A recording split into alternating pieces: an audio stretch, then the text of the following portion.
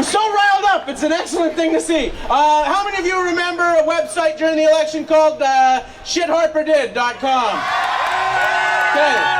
Well, I have good news for you, twofold. One, he keeps doing shit, so the website is live again, and there's new videos coming out this week, and they're doing amazing work on the robo-calls. And we also have the founder of shitharperdid.com here to address you today. Please welcome Sean Devlin, everyone. My good friend, Sean Devlin. I'm not a very loud speaker. Is this going to be loud enough? Okay, louder. Okay. Generally speaking, I want to talk about math problems. I think Canada has some serious math problems. I want to start with the way this Prime Minister was elected. He got his majority with less than 40% of the vote, right? That's 4 out of 10, okay? 4 out of 10, mathematically speaking, is not the majority of numbers between 1 and 10. That's simple math. Coincidentally, 4 out of 10 is a failing grade on a math test.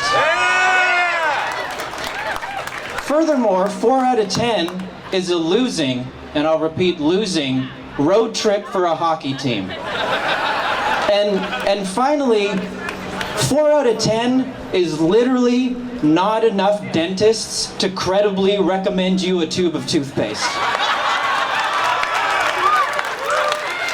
So, if 4 out of 10 isn't good enough for toothpaste, should it be good enough to run our country? Right. So that's before we knew about the robocalls. We already knew it was a fake majority. Now we know it's a stolen fake majority, right? And honestly, who steals a fake? Like a really incompetent art thief. It's pathetic. And what I also find pathetic is some of the responses that have come out, okay? So there's some conservatives in the media saying, well, what impact did these calls really have? That's not the point. Do you remember a guy named Ben Johnson? Some of you might be too young to know this man. He was an Olympic athlete who in 1988 won Canada a gold medal in the 100-meter dash, right? After it happened, they did a drug test and found out he was on steroids.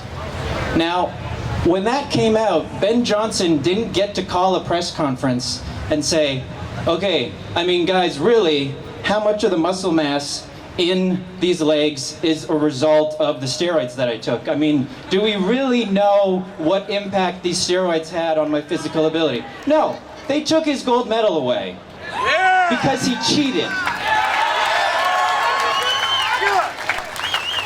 Cheating is a violation of our trust.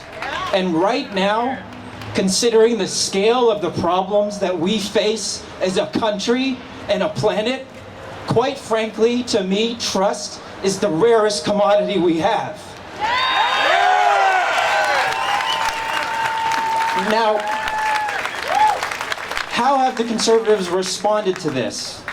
To their trust disappearing? They've said, okay, I mean, can you prove that I'm not trustworthy? That's not how it works. You don't get trust by default, not being able to prove that you're not trustworthy. That makes no sense. You earn trust. You have to earn it. So here's how the Conservatives earn trust starting right now. A full, public, accountable inquiry to actually get to the bottom of this. You can do that at leadnow.ca. You can support that with almost 40,000 people who already have. The reason we need the public inquiry is because, frankly, a lot of us don't trust Elections Canada. And I'll tell you why. The Conservatives cheated in the first election. They overspent by millions. And 5 years later, Elections Canada investigating, 5 years in the court, you know what happened? A $50,000 fine and all the charges dropped. $50,000 on a couple million. That is not legal punishment. That is a crappy tip at a restaurant. okay? That is them saying, hey, we're really thankful for how graciously you allowed us to cheat during this election. Here's a little something for you, okay? That's why we don't trust Elections Canada. And frankly, I'm really inspired by how many of you came here. But the truth is, we need more of you, and we need more from you. And the reason is, there aren't many electoral frauds that happen where the courts bring the justice. If you look at it in history, it doesn't happen.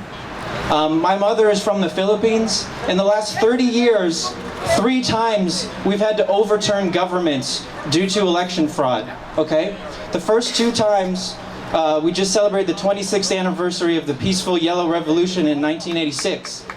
That was overturning a government with millions of people in the streets who had stolen an election.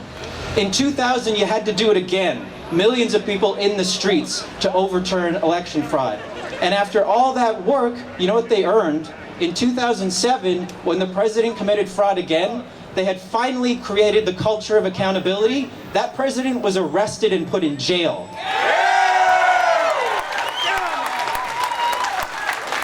But it took 20 years and it took millions of people in the streets. And I want to pitch an idea to you that we're trying to work out in our community, so I want to test it here. During the suffrage movement, the suffragettes in the United States, they did something that I think was really interesting. They had a tactic called haunting. And when the First World War was going on, there was 1,000 women who rotated in front of the White House and just silently haunted President Woodrow Wilson. And they did it with very few messages. And their shortest message was, democracy starts at home. And I think that's true. We're sending people overseas to kill in the name of democracy, but it starts right here. And it starts with us. It doesn't start in the courts. So what I'm proposing is, there are 2 ridings we know where these crimes have already been reported. Vancouver South and North Vancouver. Those are crime scenes right now. And what we would like to propose is that maybe we should start haunting some of the folks who are, in our opinion, illegally inhabiting our government. So stay tuned for that. Thank you for coming. John Devlin, everyone!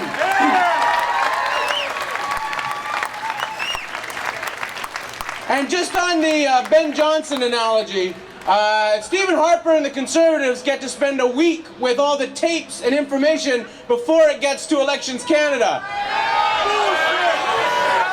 Ben Johnson didn't get a week with his urine tests. And I demand that we treat that evidence with the same respect we treated Ben Johnson's urine. Am I right?